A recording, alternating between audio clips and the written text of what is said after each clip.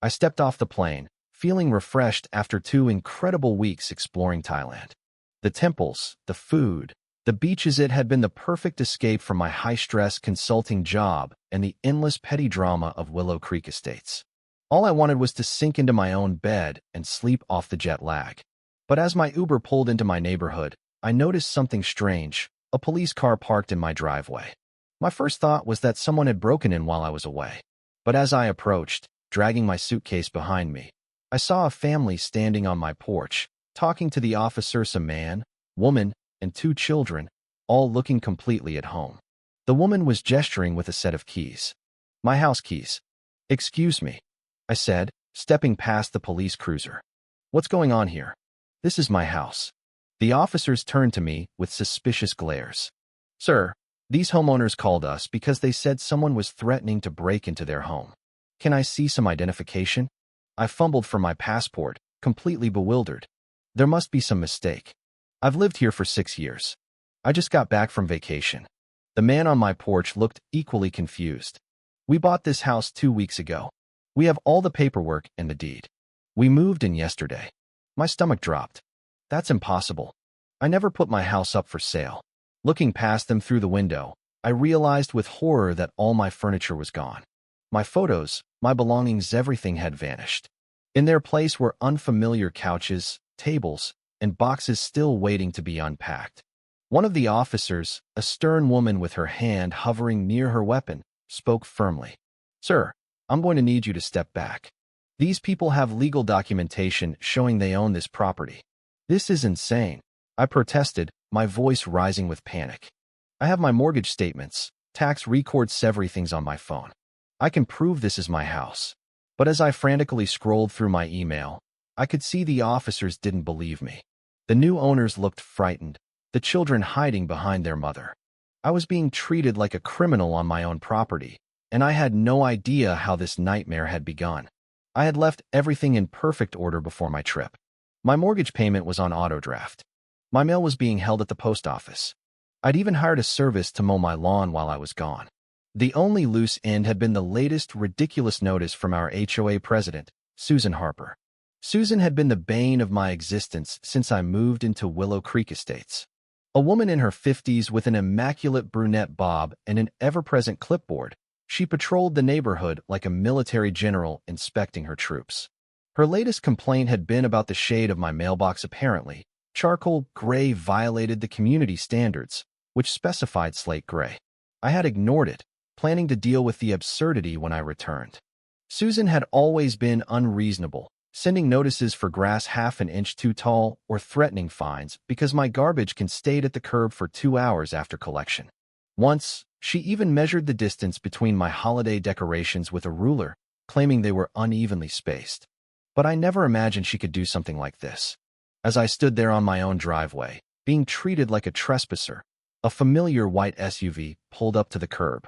Susan stepped out, perfectly coiffed as always, carrying her infamous clipboard. A smug smile appeared on her face when she saw me. "Officers," she called out, strutting toward us. "I see our neighborhood intruder has returned. As I mentioned when these nice folks called me earlier, this man no longer lives here. He abandoned the property months ago, which is why the HOA had to intervene." "What?" I exploded, turning to face her. "I've been gone for 2 weeks, not months. You know that." Susan's eyes narrowed.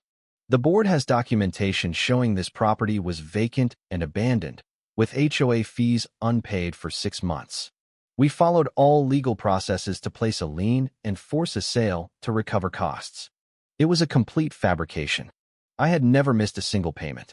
Even the officers looked skeptical at this point, but they still had to follow protocol.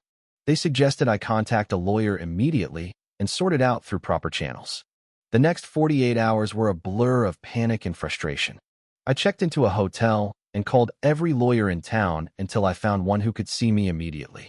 Emily Carter listened to my story with growing concern, her expression darkening as I explained Susan's history of harassment. "This sounds like fraud," she said, tapping her pen against her legal pad. "But we need to move quickly. If they've actually filed a deed transfer, we need to challenge it before the situation gets more complicated." Emily helped me gather evidence: bank statements showing all my HOA payments, travel documentation proving I'd only been gone 2 weeks, and emails from neighbors who'd seen me actively living in my home right up until my vacation. We also requested all documents from the county clerk related to the sale of my property.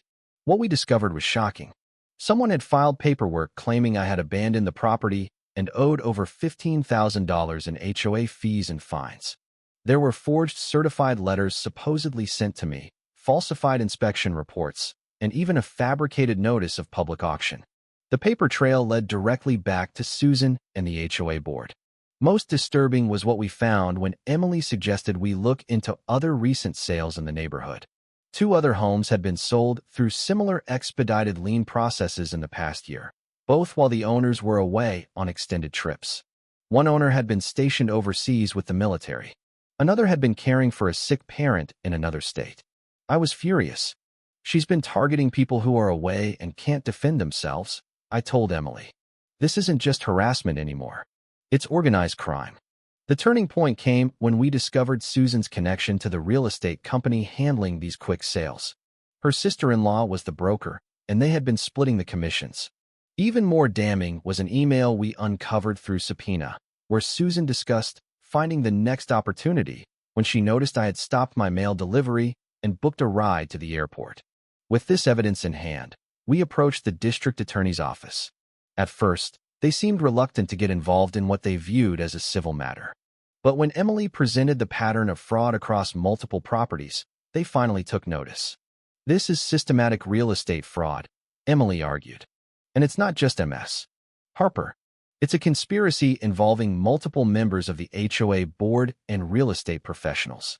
The investigation gained momentum when we contacted a local news station. The reporter, eager for a story about corruption in suburban America, jumped at the chance to expose Susan's scheme.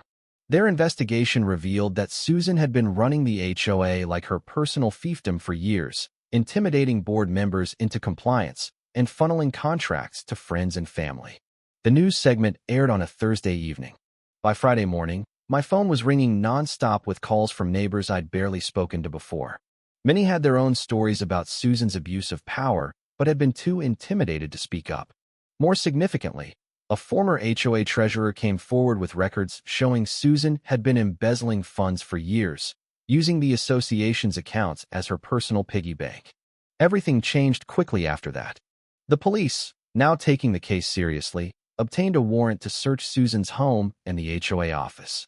They found folders of information on various homeowners, including travel schedules, financial records, and what appeared to be a list of potential targets, people with valuable homes who traveled frequently. The family who had unwittingly purchased my house was devastated to learn they had been part of a scam.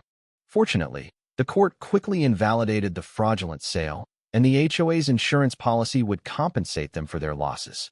I was allowed to return home, though many of my personal belongings had been sold or discarded during the fake property cleanout. In a dramatic scene that neighbors recorded on their phones, Susan was arrested in the middle of an HOA meeting where she had been denying all allegations. The officers interrupted her mid-sentence, reading her rights as they handcuffed her in front of the entire community. Her face, usually set in a self-satisfied smirk, crumpled in shock and outrage. "This is ridiculous," she shrieked as they led her away. "I was protecting property values. These people should be thanking me." No one was thanking her when the charges were formally filed. Multiple counts of fraud, forgery, conspiracy, grand theft, and money laundering. The prosecutor announced they would be seeking maximum penalties up to 25 years in prison and fines exceeding $1 million.